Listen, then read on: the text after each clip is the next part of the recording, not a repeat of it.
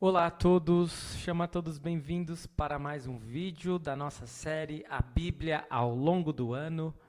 Mais uma série de estudos aqui do canal da nossa igreja, Igreja Luterana de Interlagos. Você, mais uma vez, está convidado a participar de mais um dia, 27 de janeiro, em que nós teremos 3 capítulos hoje de Gênesis 45 a 47.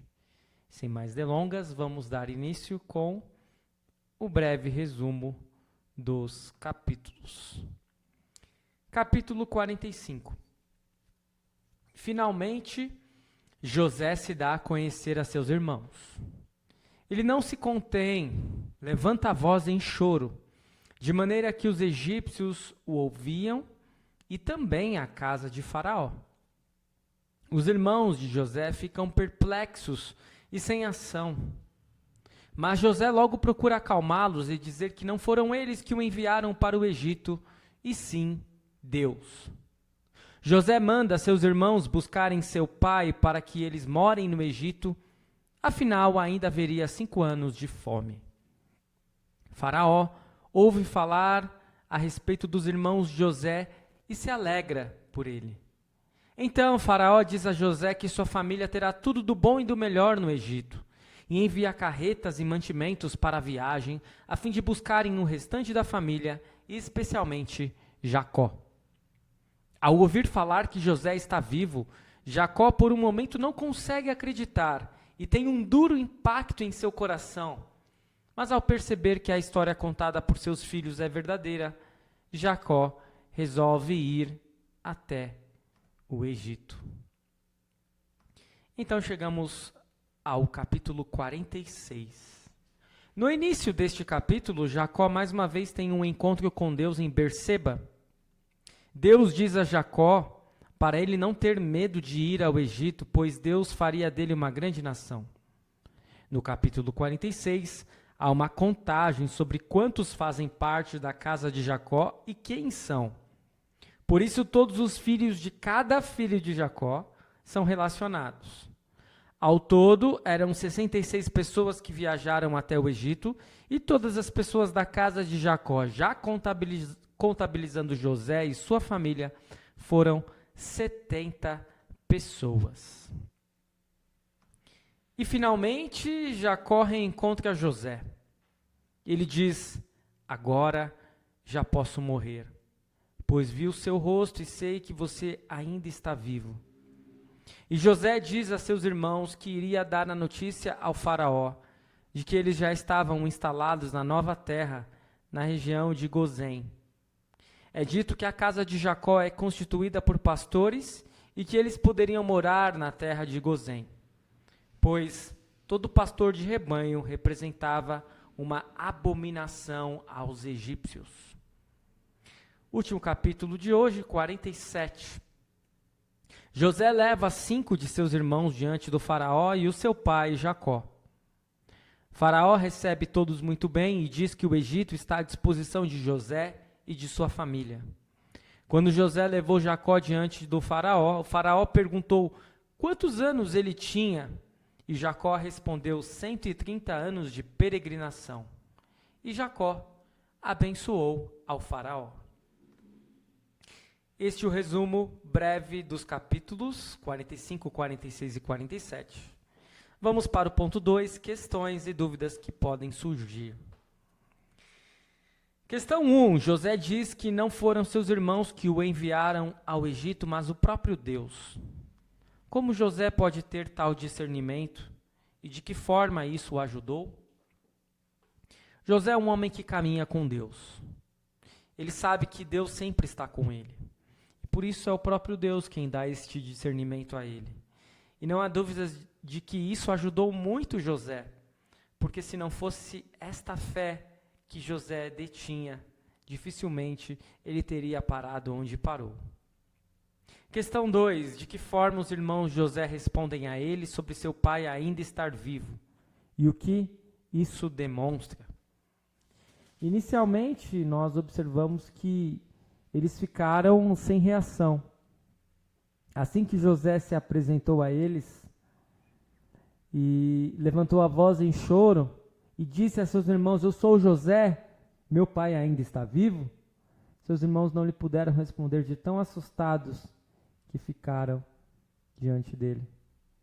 Mas depois, eles, claro, afirmaram que sim. E nós percebemos que os irmãos de José, eles tinham muito medo de que José se vingasse deles. E não era sem razão. Porque o que eles fizeram a José foi algo terrível. E por isso eles ficaram realmente em um estado difícil diante do governador do Egito. Questão 3. Os nomes dos filhos de Jacó, ou seja, os netos de Jacó, são relacionados no capítulo 46. O que isso demonstra? Basicamente, nós percebemos que Deus se preocupa com as famílias e com as famílias dos patriarcas. Ele quer que, de fato, ele quer chamá-los pelo nome. Ele quer saber quantos são, e por isso essa contabilidade, por isso a questão 4, porque saber o número de pessoas da casa de Jacó que entrou no Egito é relevante. Especialmente na sequência de Gênesis. O próximo livro depois de Gênesis, na sequência bíblica, é Êxodo, que demonstrará o que ocorreu com os descendentes de Jacó no Egito. E já adiantando, podemos dizer que eles se multiplicaram e muito. Deus se preocupa com o seu povo. Questão 5, Jacó encontra Deus em Berseba. Qual a importância desta cidade? Berseba é uma cidade no deserto sul de Judá, mais conhecida por sua associação com as mães e os pais bíblicos, e como o extremo sul do território israelita, mostrado na fórmula de Dan a Berseba. O nome vem do hebraico Beersheba, e significa poço das 7, ou poço do juramento. As tribos israelitas, em especial a grande Judá, veneram este local como lugar de culto. A lembrança de Isaac está ligada ao local, onde construiu um altar e cavou um poço. Foi lá que Isaac fez um juramento e uma aliança de paz com Abimeleque, conforme vimos alguns capítulos atrás. O deserto de Berseba foi o local onde Agar vagou com seu filho Ismael, depois que Abraão a colocou para fora de casa. Jacó, a caminho para encontrar-se com José no Egito, oferece sacrifícios ao Deus de seu pai Isaque, e tem uma visão noturna na qual Deus o libertou do temor de descer para o Egito. Questão 6. Quem disse uma frase parecida com a de Jacó após reencontrar José? Agora já posso morrer, pois vi o seu rosto? Muito bem. Quem pensou em Simeão, aquele senhor no Novo Testamento, que segurou Jesus no colo quando Jesus foi levado para ser apresentado no templo. Tem até mesmo o cântico de Simeão. Agora, Senhor, podemos partir em paz, pois os meus olhos viram a tua salvação. Questão 7. Por que ser pastor de ovelhas era uma abominação aos egípcios? Essa é uma questão bem contextual da época e também religiosa, pois os hebreus sacrificavam animais que eram considerados sagrados para os egípcios, como bois, bodes, ovelhas. E os egípcios consideravam ilícito criar animais como os hebreus criavam. Por isso, era considerado para ele ser pastor de ovelhas uma abominação. Questão 8. Quem foi o faraó que recebeu os hebreus no Egito? Há evidências históricas disto? Aliás, por que a Bíblia não fala claramente o nome do faraó? Há evidências de que a literatura antiga, até mesmo a literatura egípcia, procurava sempre colocar o nome simplesmente de faraó. Não se colocava o nome do faraó. Mas há evidências históricas que apontam que o nome do faraó da época de José era Maibre-Sheshi. E sua existência histórica foi arqueologicamente comprovada através do achado de centenas de selos e objetos de metal contendo seu nome em Canaã, no Egito, na Núbia e também em Cartago, onde alguns ainda estavam em uso 1.500 anos após a sua morte.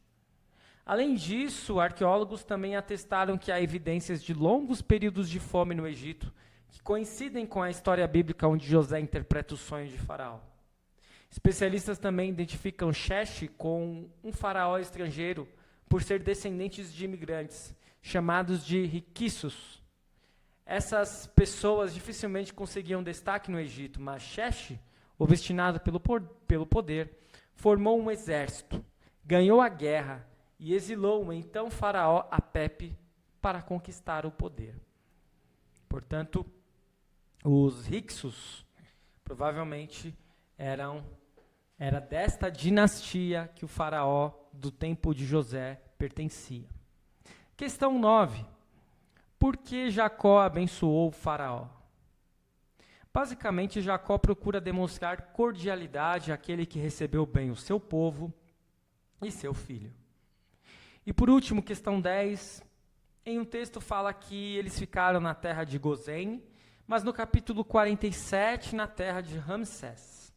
Afinal, onde os israelitas habitaram no Egito, podemos pensar que os israelitas habitaram no norte do Egito, em uma região desértica ou pouco habitada.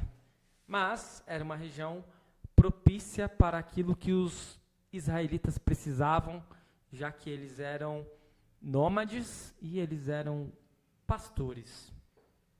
Muito provavelmente no norte do Egito ficava a região de Gozém e possivelmente essa terra de Ramsés era exatamente localizada nesta região.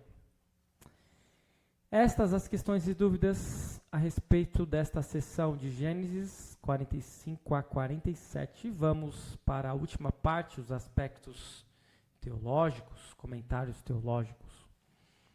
Não há dúvidas de que a história de José é repleta de reviravoltas e de lições. A maior delas talvez seja de que Deus está no comando de tudo, mesmo quando o mal é praticado. Ter este discernimento que José demonstra ao se revelar a seus irmãos não é algo fácil. Somente pela fé em Deus é possível tamanha sapiência. Normalmente queremos pagar o mal com o mal.